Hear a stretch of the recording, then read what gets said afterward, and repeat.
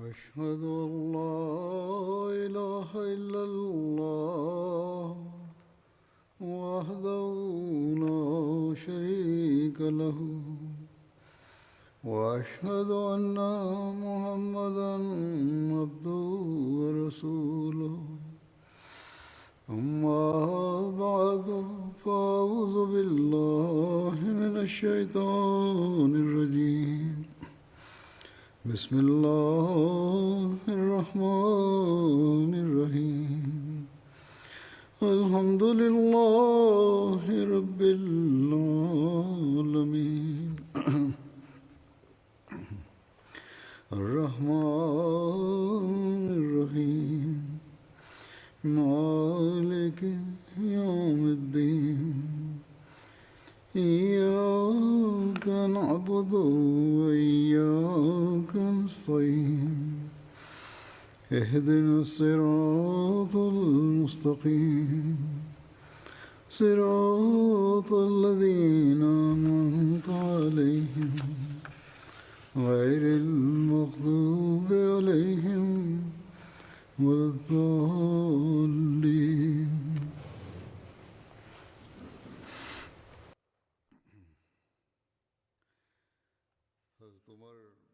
Hazreti Ömer radıyallahu anh'ın şehadet olayı geçen hutbede beyan edildi. Bu konuda biraz daha fazla bazı konulardan bahsedeceğim. Sahih Buhari'nin beyan edildiği rivayet var ya, ondan anlaşıldığı gibi Hazreti Ömer'e saldırı yapıldığı zaman o zaman sabah namazı kılındı.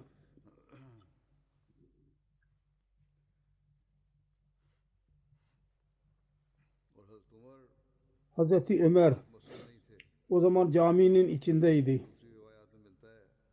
Fakat başka bazı rivayetlerden anlaşıldığına göre Hazreti Ömer hemen evine götürüldü ve namaz daha sonra kılındı.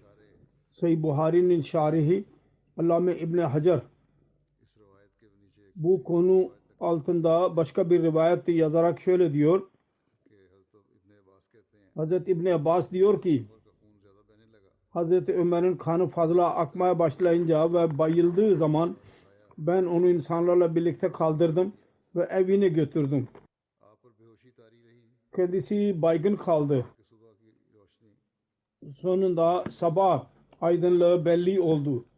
Ayıldığı zaman bize bakarak dedi ki insanlar namaz kıldılar mı? Ben arz ettim evet. Bunun üzerine kendisi şöyle buyurdu. Her kim namaz terk ettiyse onun İslam yoktur. Sonra abdest aldı ve namaz kıldı. Bunun dışında tabakat dahi vardır. Hazreti Ömer evine götürüldü ve Hazreti Abdurrahman bin Avf namaz kıldırdı. Yalnız şu da var. Hazreti Abdurrahman Kur'an-ı Kerim'in en küçük iki sure-i vel asr ve inna a'tainakal kevser okudu. Bir yerde vel asr ve kul ya eyyuhel kafirun okumasından bahsedilmiştir. Hazreti Ömer'in katilinin zikrini yaparken Tabakat-ı Kubra'da şöyle yazılıdır. Hazreti Ömer'e saldırı yapıldığı zaman Hazreti Abdullah bin Abbas'a buyurdu. Git ve sor. Kim beni öldürmeye çalıştı? Hazreti Abdullah bin Abbas diyor ki ben çıktım ve evin kapısını açtım. İnsanları orada gördüm. Hazreti Ömer'in durumunu bilmiyorlardı. Ben sordum. Kim Amirul Mu'minine hançer vurdu? Dediler ki Allahu Teala'nın düşmanı Abu Lulu. Kendisine hançer vurmuştur. O da Mughira bin Şube'nin kölesidir. O diğer insanları dahi yaralamıştır. Fakat yakalandığı zaman intihar etti.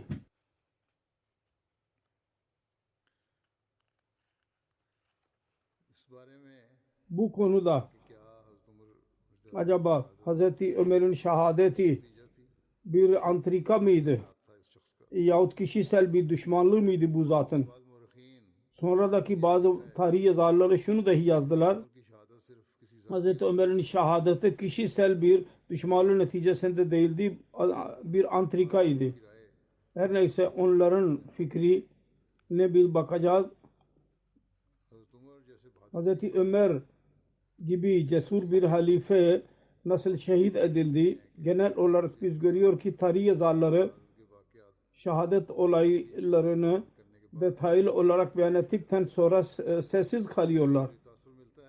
Ve şöyle bir fikir ortaya çıkıyor ki Abu Lulu Firoz gelip geçici bir öfke ve ile kendisini öldürdü.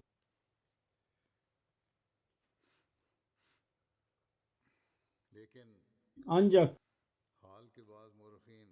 bugünkü bu çağdaki bazı siret yazarları detaylı olarak tartışırken şunu beyan ediyorlar. Bu kişiselin öfkesinin neticesinde bir ölç alma işi olamaz, bir antrikaydı ve önceden planlanmış bir plana göre Hazreti Ömer öldürüldü. Bu antrikada İran kumandanı Hurmuzan dahi vardı. Zahirde Müslüman olarak Medine'de yaşıyordu. O dahi buna ortak idi. Bugünkü çağın bu yazarları eski yazarlara şikayet ettiler. Niye? Onlar bu önemli öldürme olayı konusunda niye detaylı bir şekilde bahsetmediler? Ki bu bir antrikaydı. Tarih ve Siret'in önemli bir kitabı. Al-Bidaya ve Nihaya'da yalnız şu kadar vardır. Şüphe ediliyor ki Hazreti Ömer'in katlinde Hormuzan ve Cöşena'nın eli vardı.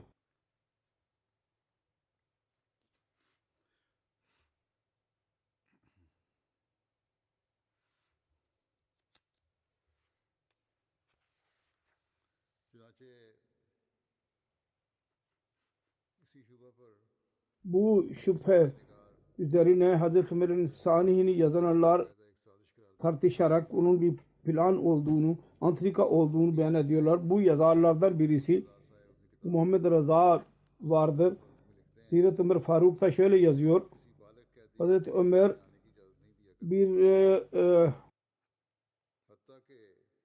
bir dışarıdan birisinin Medine gelmesine izin vermedi. Mughira bin Şaba Kufe valisi bir mektup yazdı kendisine. Onun yanında bir köle var. Çok hüner sahibidir. Onu Medine'ye göndermeye izin istiyor. Hazreti Mughira bin Şaba dedi ki çok işler biliyor ki insanlar için onlarda fayda vardır. Demircidir, marangözdür. Hazreti Mughira mektup yazdı. Hazreti Ömer ve Medine göndermesine izin verdi. Hazreti Mughira 100 dirhem gümrük koydu. Hazreti Ömer'in huzuruna çıktı ve fazla olduğundan bahsetti. Hazreti Ömer sordu. Sen kimsin? Hangi işler iyi yapabiliyorsun? O işlerini söyledi. Çok iyi uzman idi o işlerde. Hazreti Ömer buyurdu. Senin işlerinin uzmanlığı konusunda senin gümrüğün fazla değil. O kendisine öfkeli bir şekilde geri döndü. Hazreti Ömer birkaç gün sonra durdu. Bir gün aynı köle kendisinin yanından geçti. Kendisi onu çağırarak söyledi. Haber bana ulaştı. Sen rüzgardan çalışan bir değirmen yapabiliyorsun. O da öfkeli bir şekilde Hazreti Ömer'e dikkat etti. Ve dedi ki ben sizin için öyle bir değirmen hazırlayacağım ki insanlar onu uzun zaman konuşacaklar. O öfkeli bir şekilde oradan döndüğü zaman ashablarına dikkat etti Hazreti Ömer ve dedi ki bu köle bana büyük gözdağı vermiştir. Birkaç gün geçti. Abu Lulu kendi çadırında bir hançer getirdi. Onun eli ortadaydı. Hazreti Ömer'e saldırdı. Şehadet olayında beyan edildiği gibi. Bir saldırı göbeğin altında idi. Hazreti Ömer'e karşı kin vardı. Çünkü Araplar onun bölgesini fethettiler. Ve onu esir tuttular. Ve onun meleğini oradan sürgün ettiler. küçük bir esiri gördüğü zaman onun yanına gelerek onun başını okşardı ve ağlayarak derdi ki Araplar benim kalbimi yediler. Abu Lolo Hazreti Ömer'i şehit etme karar verdiği zaman çok dikkat bir şekilde bir hançer hazırladı. Onu zehir ile doldurdu. Sonra onu alarak Hurmuzan'a geldi. Ve dedi ki bu hançer konusunda ne diyorsun? O dedi ki ben düşünüyorum ki bununla kiminle saldırırsan kime onu öldüreceksin. Hurmuzan İranlıların kumandanlarından idi. Müslümanlar ona Tustur adlı yerde esir aldılar. Medine'ye gönderdiler. Hazreti Ömer'i gördüğü zaman sordu. Bunun koruyucuları nerededir? Beyan edildiği gibi ashabla beyan ettiler. Bunun bir koruyucusu yoktur. Bir sekreteri yoktur. Bir sarayı da yoktur. Dedi ki Hurmuzan bunun bir peygamber olması lazım. Ondan sonra Müslüman oldu. Hazreti Ömer onun için 2000 burs verdi ona ve Medine'de yerleştirdi. Tabakat İbn Sa'd Nafi bin senediyle bir rivayet var. Hazreti Abdurrahman hançer gördü. Hazreti Ömer onunla şehit edildi daha sonra. Dedi ki ben geçen gün Hurmuzan'ın Cühena'nın elinde bunu gördüm ve sordum ne yapıyorsun bununla? Her ikisi dedi ki biz onunla et kesiyoruz. Çünkü biz de dokunmuyoruz ete. Bunun üzerine Hazreti Ubeydullah bin Ömer Hazreti Abdurrahman'a sordu. Bunu gördünüz mü her ikisinin yanında? Dediler ki evet. Hazreti Ubeydullah bin Ömer kendi kılıcını çıkardı ve her ikisinin yanına geldi ve her ikisini öldürdü. Hazreti Osman Hazreti Ubeydullah'ı çağırdı. Onun yanına geldiği zaman sordu. Her ikisini niye öldürdünüz? Onlar bizim aman içindeydiler. Bunu dinler dinlemez Hazreti Osman'ı yere yatırdı. İnsanlar ilerlediler ve Hazreti Osman'ı Ubeydullah'dan korudular. Hazreti Osman onu çağırdığı zaman Hazreti Ubeydullah kılıcı kınına koydu fakat Abdurrahman onu sert bir şekilde dedi ki onu çıkar. O da çıkarıp attı onu. Koydu. Seyyid bin Musayyeb'ten rivayet var. Hazreti Ömer şehit edildiği zaman bir rivayettir. Doğru mudur değil midir Allah bilir. Daha önce beyan edilen Hazreti Osman'ın olayı nereye kadar doğrudur fakat katıl etme olayı başka yerde de beyan edilmiştir. Hazreti Ömer şehit edildi. Hazreti Abdurrahman bin Ebi Bakır dedi ki ben Hazreti Ömer'in katili Ebu Lolu'nun yanından geçtim. Cühena ve Ramazan Hurmuzan dahi onunla birlikteydiler ve fısıldaşıyorlardı. Ben birdenbire onların yanına gittiği zaman onlar koştular. Bir hançer onlar arasında düştü. Onun 2 tane ucu vardı ve bakınız Hazreti Ömer ile aynı hançer ile öldürüldüydü baktılar. Hazreti Abdurrahman Ömer'e beyan ettiği gibi. Hazreti Abdullah bin Ömer bunu duyduğu zaman kılıç ile dışarı çıktı. Hurmuzan'ı çağırdı. O dışarı geldi. Dedi ki benimle birlikte gel. Bir atı görelim. Ve kendisi arkada yürüdü. O kendisinin önünde durdu. Kılıç ile vurdu. Ubeydullah bin Ömer beyan eder. Kılıcın hiddetini hissettiği zaman La ilahe illallah okudu. Ubeydullah diyor ki ben Cühena'yı seslendim. O bir Hristiyan idi. Sadece bir vakasın yardımcısıydı. Barış için onu Medine'ye gönderdiydi. Onun ve kendisi arasında olan barış. Medine'de kitabet üretiyordu. Yazı yazmayı. Ben ona kılıç vurdum. Gözünün önünde kılıç haç işaretini yaptı. Sonra Hazreti Ubeydullah ilerledi. Ebu Lolu'nun kızını öldürdü. O Müslüman olmayı iddia ediyordu. Hazreti Abdullah'ın iradesi vardı. Medine'de hiçbir esiri serbest bırakmayacak. Muhacir onların elinde toplandılar ve mani oldular ve dediler ki Allah adına yemin ediyorum. Ben onları mutlaka öldüreceğim. Muhacirlere aldırış etmedi. Hazreti Amr bin As onunla birlikte konuştu. En son kılıcı Hazreti Amr bin Abbas'a verdi. Sonra Hazreti Sa'd bin Abi Vakas onun yanına geldi. Her ikisi birbirlerinin alnından yakaladılar. Hurmuzan Cüşeyna ve Ebu Lul'un kızını öldürdü.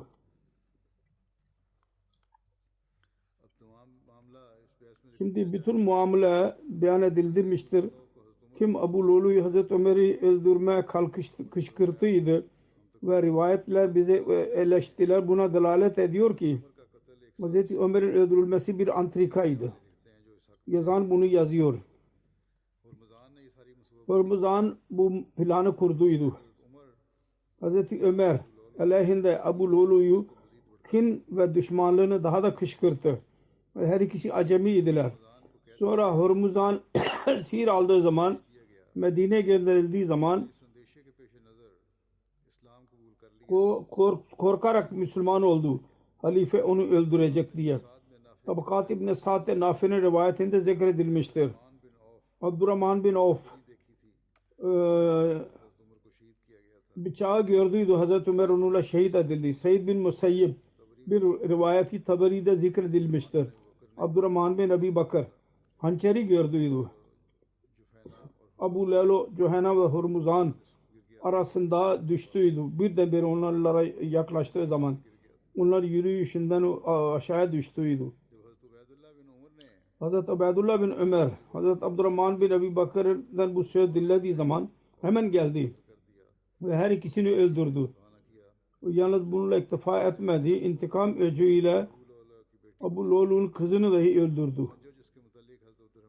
Hançer Hazreti Abdurrahman bin Bakır'ın söylediği aynıydı ki onunla Hazreti Ömer şehit edildi. Ubeydullah bin Ömer Hurmuzan ve Cüşeyna'yı öldürmek konusunda acele etmeseydi imkan vardı ki her ikisi araştırma için çağrılırlardı ve böylece bu antrika ortaya çıkacaktı. Fakat bunlar göz önünde bulundurulursa bu açık olarak anlaşılabiliyor ki bu bir plan idi ve bu antrikayı tamamlayan Hazreti Ömer'i öldüren Ebu Lulu idi. Bu planın antrikanın lehinde söylüyorlar. Aynı şekilde başka bir siret yazar Dr. Muhammed Hüseyin Haykal kendi kitabında şöyle yazıyor. Olay şöyledir ki Müslümanlar İranlılar ve Hristiyanlara üstün çıktıkları zaman onların hükümetine sahip oldukları zaman İran kralı oradan kaçmaya mecbur ettikleri zaman onu yenilgiye uğratarak oradan beri İranlılar, Yahudiler ve Hristiyanlar Araplar aleyhinde genel olarak Hazreti Ömer aleyhinde çok özellikle kin ve düşmanlık besliyorlardı. O zaman Müslüman insanlar kendi konuşmalar arasında bu kin ve düşmanlıktan bahsettiler. Ve Hazreti Ömer'in sözünü dahi hatırladılar. Bunu öğrendikten sonra kendisine saldıran Ebu Lulu bir İranlıdır söylediğiydi. Hazreti Ömer buyurdu. Ben size yasak ediyordum. Bize dinsiz birisini seçerek bize getirmeyin fakat siz benim sözümü kabul etmediniz. Medine'de bu acemi dinsizlerin sayısı çok idi. Az idi. Fakat bir cemaat idi. Onların kalbi düşmanlıkla dolu ve kinlerle onların göğüsleri doluydu. Ve kim bilir? Olabilir onlar kin antrika yapmış olabilir ve Ebu Lul'un bu fiili o neticesi olabilir ki İslam düşmanları kin ve düşmanlık yüzünden onu hazırladılar.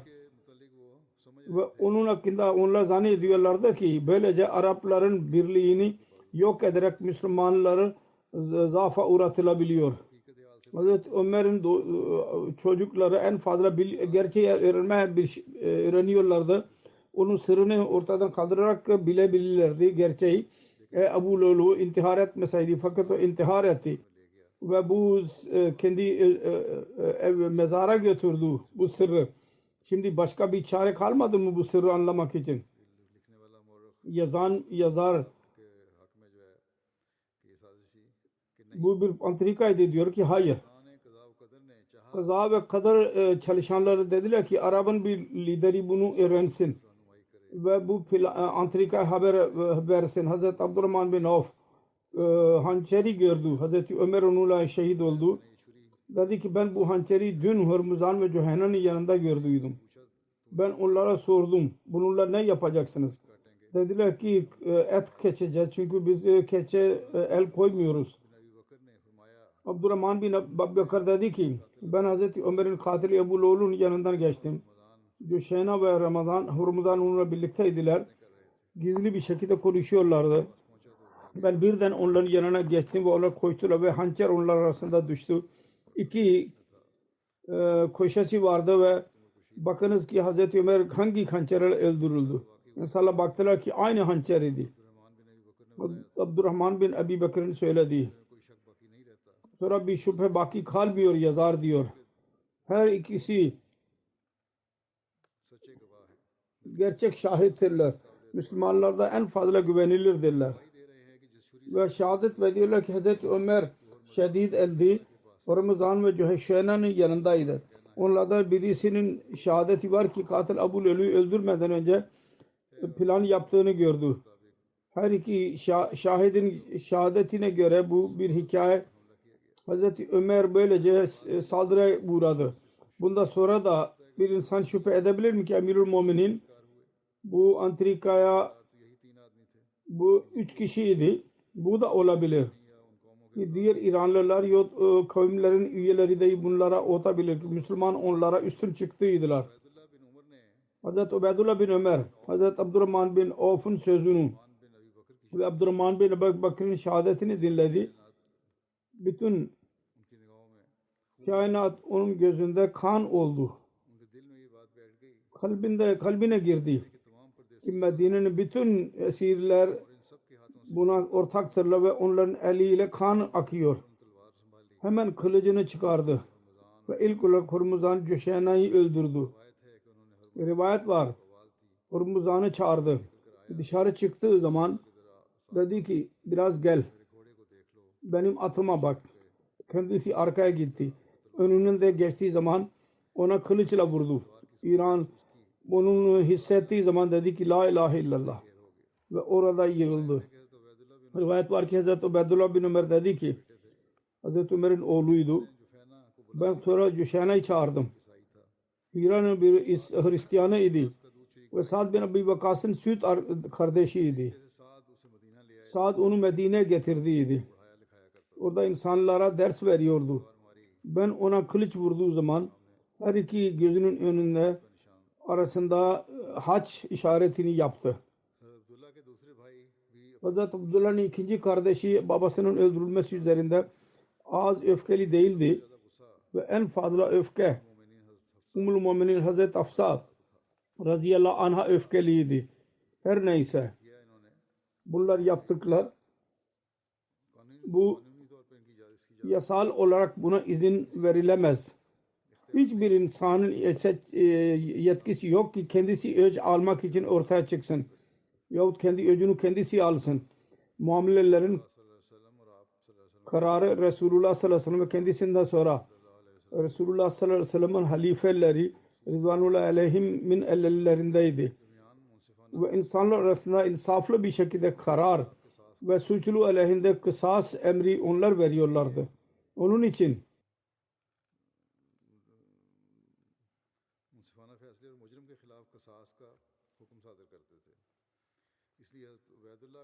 Hazreti Ubeydullah'ın göreviydi.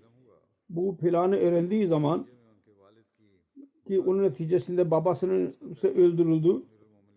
Amirul Mu'mininden onun kararını isteseydi eğer antrika ispat olmuş olurdu. Kısas emrini verilecekti. Eğer ispat olmasaydı ya onun hakkında Amirul Mu'minin kalbinde bir şüphe kalsaydı yani bir halifenin kalbinde şüpheye kadar cezayı azaltabilirdi. Ya şöyle karar verebilirdi ki bir tek Ebu Lulu suçludur. Her neyse yaptığı yasal olarak onların hakkı yoktu. Özet olarak şu ki bu akıl dışında değil ki bu bir plan olabilir bu öldürme. Fakat o günün durumu belki istiyor ki Hazreti Osman araştırma yapamasın. Ya ne durum olursa olsun ilk yazarlar sessizdirler bu konuda. O günün bazı yazarlar bu çağın bazı yazarları bunun üzerinde tartışıyorlar. Ve onların delillerinde biraz güç vardır. Çünkü bu antrikacılar burada durmuyorlar. Hazreti Osman dahi aynı bir şekilde antrikaya kurban gidiyor. Ve bununla bu şüphe daha da kuvvetleniyor ki İslam'ın ilerleyişi ve üstünlüğüne mani olmak için, intikam ateşini söndürmek için bir antrikaydı. Hazreti Ömer onun neticesinde şehit edildi. Vallahu alem. Sahih Müslim'de zikredilmiştir. Hazreti Ömer rivayet eder. Benim babama saldırı yapıldığı zaman ben onun yanındaydım. İnsanlar onu methettiler ve dediler ki cezakallahu khairan.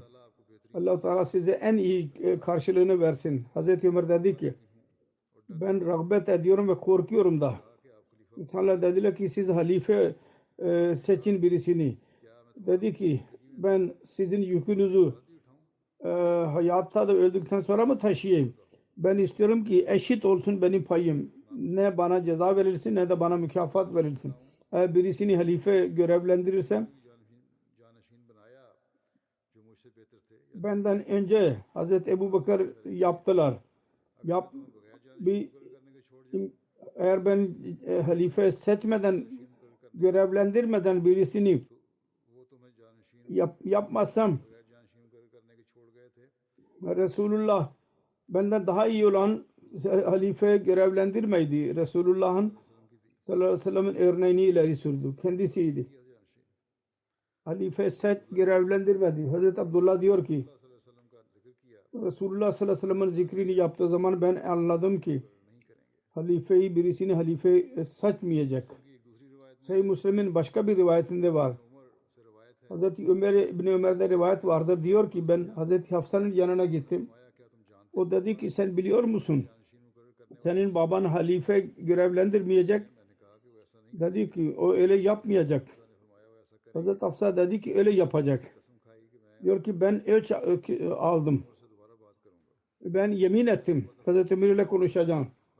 Ben sessiz kaldım ve kendisiyle konuşmadım. Diyor ki benim durumum şöyleydi ki güya ben yemin neticesinde taşı dağa kaldıracağım. Ben gittim Hazreti Ömer'in yanına sordu insanların durumunu dedim ki onlar diyorlar ki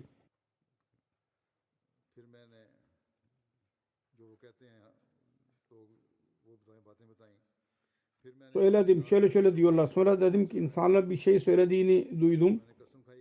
Yemin ettim ki sizinle mutlaka konuşacağım. Onlar düşünüyorlar insanlar. Siz bir halife görevlendirmeyeceksiniz. Asıl şudur ki birisi sizin develerinizi otlatan olursa yahut keçilerin çobanı olursa onu bırakırlarsa onları zayi etmiş olacak. İnsanların gözetlemesi daha önemlidir. Diyor ki Hazreti Ömer kabul etti. Başını eğdi. Sonra başını kaldırdı. Ve bana dikkat etti ve dedi ki Allah Azze ve Celle kendi dinini koruyacak. Eğer ben birisine halife görevlendirmezsem Resulullah sallallahu aleyhi ve sellem halife görevlendirmedi. Eğer ben halife yaparsam Hazreti Ebu Bakır halife yaptıydı. Yani İbni Ömer, Hazreti Ömer'in oğlu dedi ki Allah adına yemin ediyorum Hazreti Ömer Resulullah sallallahu aleyhi ve sellem Hazreti Ebu Bakır'ın zikrini yaptığı zaman ben anladım. Birisini Resulullah sallallahu aleyhi ve sellem'e eşit yapmayacak. Birisini halife olarak görevlendirmeyecek. Hazreti Misvar bin Mahrama beyan eder. Hazreti Ömer yaralandığı zaman sancı duydu. Hazreti İbn Abbas ona dedi ki teselli vermeye çalıştı. Amirul Muminin eğer böyleyse siz Resulullah sallallahu aleyhi ve sellem sohbetinde kaldınız. Çok iyi bir şekilde kendisine dost oldunuz. Sonra öyle bir durumda kendisinden ayrıldınız ki Resulullah sallallahu aleyhi ve sellem sizden memnun idi. Sonra Hazreti Ebu Bakır radıyallahu anh ile birlikte kaldınız ve en iyi şekilde onunla dost oldunuz. Sonra onlardan öyle bir şekilde ayrıldınız ki o kendisinden memnun idi. Sonra eshablarla beraber kaldınız ve en iyi şekilde onlarla dostluk yaptınız. onlar ayrılırsanız şüphesiz öyle bir durumda ayrılacaksınız ki onlar sizden memnun olacaklar. Hazreti Ömer dedi ki sen Resulullah sallallahu aleyhi ve sellem'in sohbeti ve rızasından bahsettin. Bu yalnız Allah-u Teala'nın lütfudur. Bana lütfutta bulundu. Hazreti Ebu Bakır'ın sohbeti ve onun rızasından bahsettin. Bu da Allah-u Teala'nın bir lütfudur. Bana bu lütufta bulundu. Benim ben kendime bakmıyorum. Aldırış etmiyorum. Seni ve senin dostları için üzülüyorum. Eğer dünyaya kadar benim altınım olursa Allah-u Teala'nın cezasından kurtulun fidye vererek o azabın yüzünü görmeden önce. Hz. Müslim Maud radıyallahu anh ayet وَلَا يُبَدِّلَنَّهُمْ مِنْ بَعْدِ خَوْفِهِمْ أَمْنًا bunun tefsirini beyan ederek şöyle diyor. Öyle bir musibet gelmedi ki korku duydular. Eğer geldiyse Allah-u Teala onun emniyetiyle dönüştürdü. Şüphe yoktur ki Hz. Ömer şehit oldu. Ancak olaylara baktığımız zaman öğreniyoruz ki Hz. Ömer bu şehadetten korkmuyordu. Mutavatir dua ediyordu. Ya Rabbi bana şehadet ver ve şehit Medine'de ben şehit olayım. Kendi ömrünü dua ederek geçirdi. O Ya Rabbi Medine'de bana şehadet ver. O şehit olursa biz nasıl diyebiliriz ki korku içindeydi. Fakat Allah-u Teala tarafından emniyet ile dönüştürülmedi. Şüphesiz eğer şehadetten korksaydı o zaman yine şehit olsaydı denilebilirdi ki korkuyu Allah-u Teala emin ile dönüştürmedi. Fakat o dua ediyordu. Ya Rabbi bana Medine'de şehadet ver. Onun şehadetinden nasıl ispat ediliyor ki şehadetten korkuyordu. Ve şehadetten korkmuyor idiyse dua ediyordu. Allah-u Teala onları kabul etti. Öğrenildi ki bu ayetin teyine göre öyle bir korku gelmedi. Onun kalbini onu hissetmiş olsun ve bu ayette beyan ettiğim gibi bu zikir şudur. Halifeler hangi şeyden korkuyorlar ise asla olamaz o. Ve Allah-u Teala'nın verdiği söz var. Onların korkusunu emniyete dönüştürecek. Onlar bir şeyden korkmuyorlarsa, kendi onurunu ve dereceleri yükselmesine sebep görüyorlarsa ona korku demek ve sonra demek ki niye onu emniyet ile dönüştürdüğü anlamsızdır bu. Bu noktaya anlaşılmalı. Diyor ki ben Hz. Ömer'in bu duasını okuduğum zaman kalbimde dedim ki zahiri olarak bunun anlamı şuydu ki düşman Medine'ye saldırsın ve onun saldırısı o kadar şiddetli olsun ve bütün Müslümanlar yok olsunlar. So, halife kadar ulaşsın ve onu dahi şehit etsin. Fakat Allah-u Teala Hazreti Ömer'in duasını dahi kabul etti ve öyle ortam hazırladı ki onunla İslamiyet'in onuru baki kaldı. Medine dışarı bir asker saldırsan içten bir habis çıktı ve hançeriyle kendisini şehit etti. Kölelerin serbestlik konusunda İslami talimatından bahsederek Hz. Müslim Maud radıyallahu anh yazmışlar Hz. Ömer'in şehadet olayını görerek ve onun sebebini beyan etti. Dedi ki ilk olarak şu emir verdi. İhsan ederek onları serbest bırakın. Köleleri. Dedi ki eğer böyle yapamazsanız o zaman para alarak onları azat edin. Eğer böyle birisi kalırsa köle para vermeye gücü yetmezse onun hükümet hakkı nereden geldiyse o hükümet dahi onu azat ettirmeye dikkat etmiyorsa onun akrabaları pervasız olurlarsa o size parasının taksitlerini yaptırabilir. Böyle bir durumda onun gelire gelince taksit bırakarak hepsi onun olacak ve fiilen o hür olacaktır. Yani ne kadar kazanacaksa taksit ödeyecek hürriyet için ve geri kalan gelir onun olacaktır ve bir çeşit bir manada hürriyettir bu. Hz. Ömer radıyallahu anh öyle bir köle kendisini öldürdü. mukatebet yaptıydı. O köle Müslümanın elindeydi. Bir gün ona dedi ki benim öyle durumum var. Siz bana para taksit verin ve taksit olarak her ay ödeyeceğim. Onlar küçük bir kist öğretti ve taksit ödemeye başladı. Hazreti Ömer'in şikayet etti. Benim sahibim çok büyük ağır taksit koymuştur. Siz onu azaltın. Hazreti Ömer onun gelirini araştırdı. Öğrendi ki ne kadar gelir üzerine taksit konduydu. Ondan birkaç fazla gelir kazanıyor. Hazreti Ömer bunu görerek dedi ki o kadar gelirlere mukabil senin taksitin çok azdır. Bu azaltılamaz. Bunun çok öfkelendi bundan dolayı. Ve dedi ki ben İranlıyım. Onun için benim aleyhimde karar verilmiştir.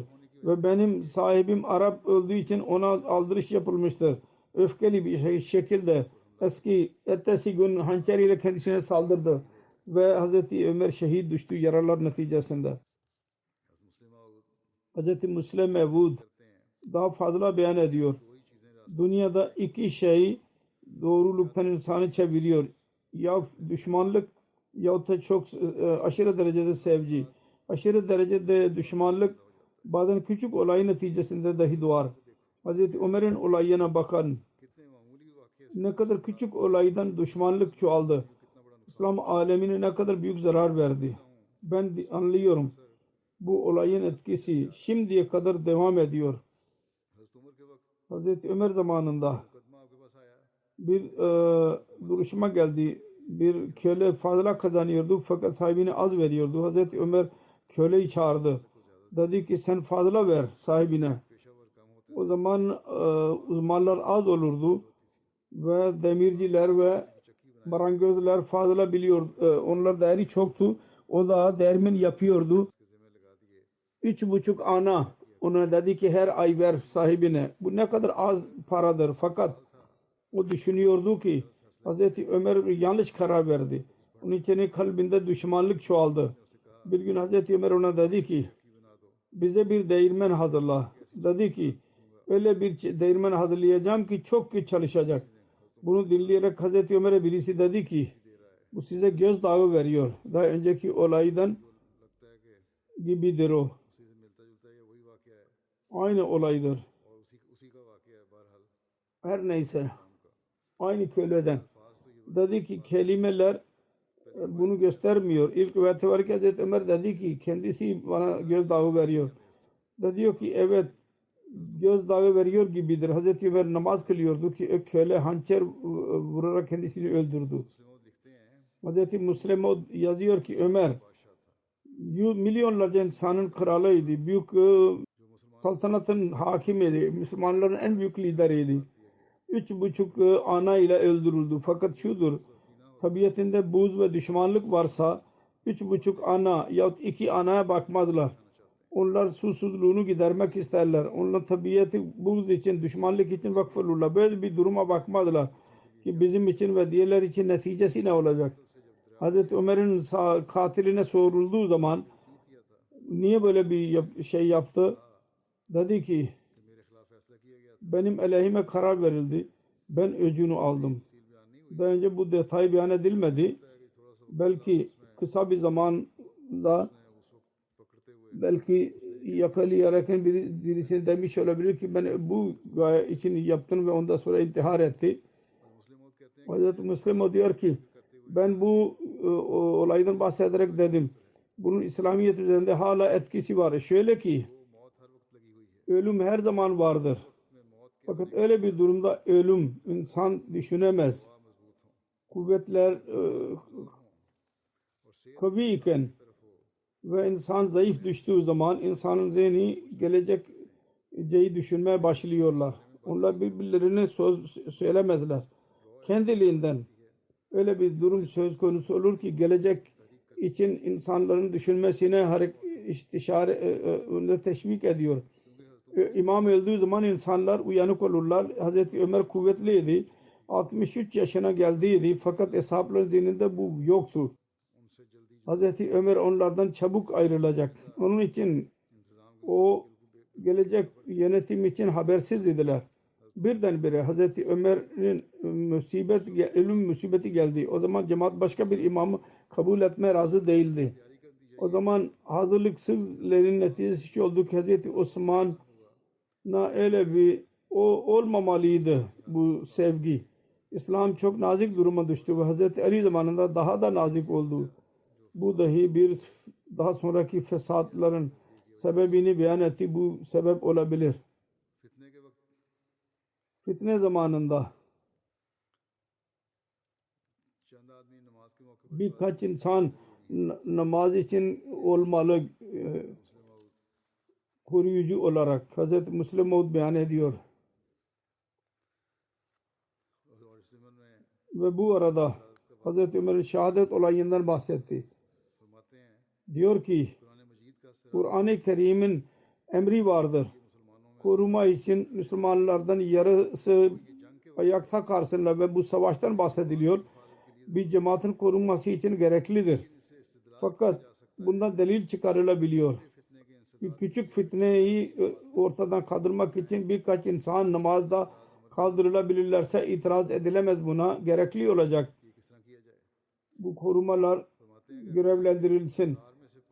Savaşta 1000'den 500 görevlendirilebilirse küçük tehlikede 1000'den 5-6 kişi görevlendirilemez mi? Bu tehlike yakini değil demek behudedir. Hazreti Ömer'e ne oldu? Namaz kılıyordu. Müslümanlar da namazda meşgul idiler. Bir yaramaz birisi zannetti ki şimdi saldırı en uygun zamandır. İlerledi ve hançer ile saldırdı. Bundan sonra birisi derse ki namaz arasında vakara aykırıdır bu koruma yapmak.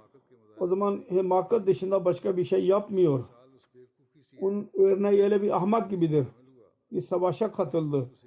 Ve bir kılıç, bir ok geldi ve kan çıktı ve koştu. Ve söylüyordu Ya Rabbi bu rüya olsun. Doğru bir şey olmasın ki ben ok aldım. Tarihten ispat ediliyor ki bir seferinde ashab kendilerini korumadılar. Çok eziyet içine girdiler. Hazreti Amr bin As Mısır'ın fethi için gittiği zaman o bölgeyi fethettiği zaman ondan sonra namaz kıldırıyordu.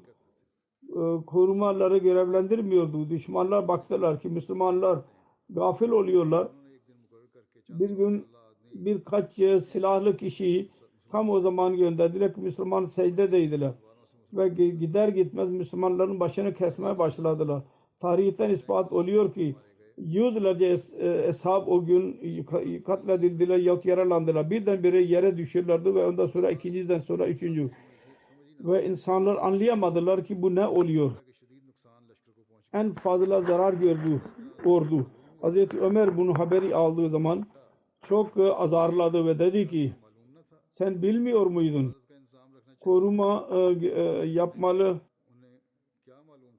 Ama nereden bilsin? Medine'de dahi Hazreti Ömer Medine'de dahi aynısı kendisiyle yaşanacak. Bu olaydan sonra ashablar dediler ki ne zaman namaz kılarlarsa koruma için korumaları görevlendiriyorlardı. Hazreti Ömer'in borcu konusunda daha önce de zikredilmiştir.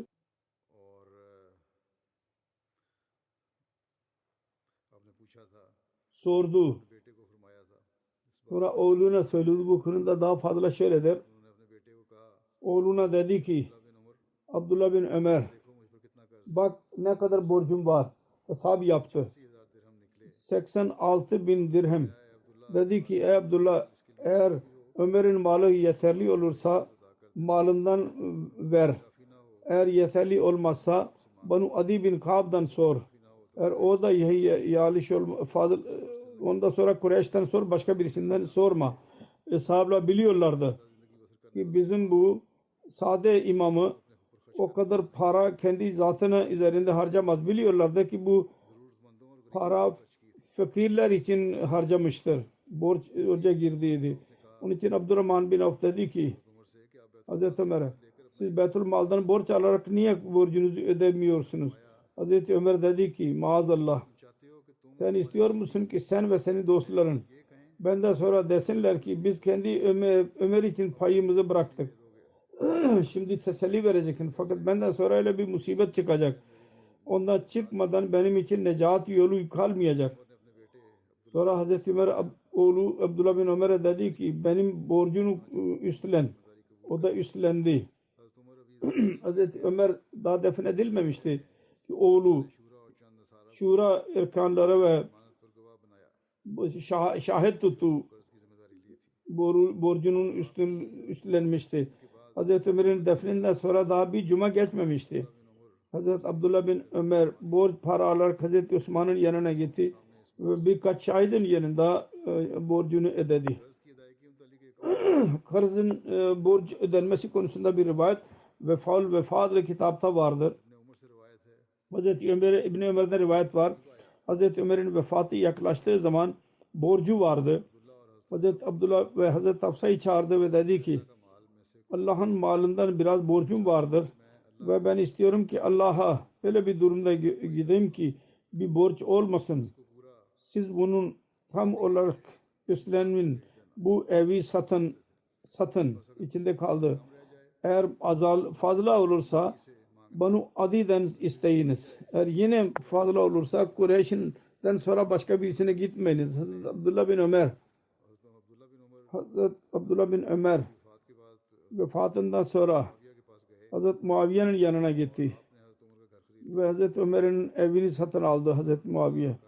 Darul Kaza deniyor ona. O evini sattı. Hazreti Ömer'in borcunu ödedi. Onun için ona Darul Kaza edeni Ömer deniliyor. Yani bu ev vasıtasıyla Hazreti Ömer'in borcu ödenmiştir. Bu zikir daha da vardır. İnşallah daha sonra beyan edeceğim.